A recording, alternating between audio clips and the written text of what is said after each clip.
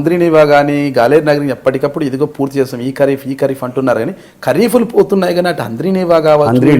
అంద్రినివా పూర్తి స్థాయిలో 2000 cusecs water pumping జరుగుతూనే ఉంది. ఈరోజు జీడిపల్లి రిజర్వాయర్కు పూర్తి స్థాయిలో నీళ్ళు వస్తున్నాయి. ఆ నీళ్ళు ఎక్కడికి పోవాలని ఆలోచన చేయకుండా ఈ సంవత్సరం చిత్రావతి బ్యాలెన్సింగ్ రిజర్వాయర్ కూడా జీడిపల్లి నుంచి హెచ్ఎన్ఎస్ఎస్ వాటర్ కృష్ణ సిబిఆర్ తీసుకొని వచ్చేది స్టార్ట్ అవుతుంది. 10-15 రోజుల లోపల మాకు జీడిపల్లి నుంచి కృష్ణా నీళ్ళు వస్తాయి. బట్ అంతిమంగా నేను చెప్పిన నా శపథం అది కాదు.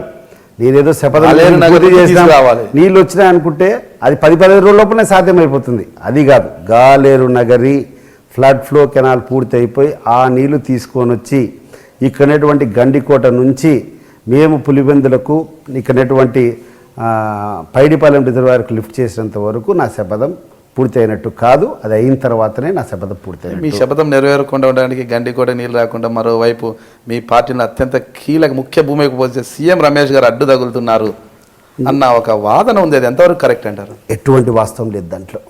ఇది ఎవరో ఊరికి అబద్ధాలు చెప్పేటువంటి పరిస్థితి కానీ ఎవరూ అడ్డుపడేది లేదు. ఇంకొకటి లేదు, మా పార్టీలో రాజకీయాల్లో తెలుగుదేశం పార్టీలో సుప్రీం చంద్రబాబు నాయుడు గారు ఒకరే.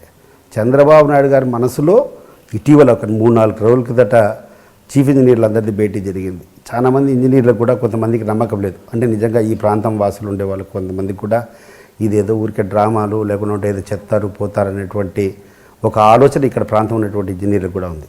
అటువంటి ఒక చాలా పెద్ద స్థాయిలో ఉన్నటువంటి ఇంజనీర్ ముఖ్యమంత్రితో మీటింగ్ అయిపోయిన తర్వాత నాకు ఫోన్ చేసి, అన్నా సారీ నేను పొరపాటు పడినా, నిజంగా నేను ఎంత అబద్ధం అనుకున్నా కానీ ముఖ్యమంత్రితో ఈరోజు స్వయంగా మాట్లాడిన తర్వాత ఆయన కమిట్మెంట్ నాకు కూడా అర్థమైపోయింది. 100% నీళ్ళు వస్తాయన్నా, దాని గురించి ఇంకా నాకున్నటువంటి డౌట్లన్నీ తీరిపోయినాయని చెప్పి చాలా ఉన్నత స్థాయిలో ఉన్నటువంటి ఒక ఇంజనీర్ నాకు ఫోన్ చేస్తా అంటే మీరు అర్థం చేసుకోవచ్చు. అంటే ఇక్కడ మిమ్మల్ని పూర్తి స్థాయిలో చంద్రబాబు నాయుడు గారు అభిమానిస్తున్నారు అంటే మీ పని పూర్తి చేయడానికి ప్రయత్నిస్తున్నారని మీరు నమ్ముతున్నారా? 100%. అంటే జగన్మోహన్ రెడ్డి గారి కుటుంబంతో మీకు లోపల సంబంధాలు ఉన్నాయి, దానివల్లే చంద్రబాబు నాయుడు గారు మిమ్మల్ని పూర్తి స్థాయిలో విశ్వసించడం లేదు అన్నది వాస్తవం అంటారా కాదా? రాజకీయాల్లో ఒక వ్యక్తితో కూర్చొని లాలూచి పడేటువంటి రాజకీయాలు చేయాలనేటువంటి చరిత్ర మాది కాదు. ఒకవేళ అటువంటి పరిస్థితి వస్తే రాజకీయాల నుంచి నిష్క్రమిస్తా కానీ అటువంటి లోపాయికారి ఒప్పందం చేసుకునేటువంటి కుటుంబం మాది కాదు. అటువంటి సంఘటన ఎవరైనా నా దృష్టికి తీసుకొని వచ్చినా నేను చేసినట్టు చేసినా శాశ్వతంగా రాజకీయాలకు దూరంగా ఉంటాయి. బట్ దట్ డజంట్ మీన్ నేను అందరితో కూడా ఎవరు కనపడినా కూడా ప్రజా జీవితంలో రాజకీయాలు వ్యక్తిగతంగా ఎవరు కనపడినా కూడా ఏ వ్యక్తి నా శత్రువు కనపడినా కూడా పలకరించడం నా ధర్మం. అట్లని చెప్పి హుందాగా ఉండడం మన ధర్మం. అంతేగాని నేను లాలూచిపడాల్సినటువంటి అవసరం కానటువంటి సందర్భం ఒకటి చెప్పండి. నేను ఈ సందర్భంగా ఒకటే చెప్తున్నా, నేను చంపినాను లేదని పక్కన పెట్టండి.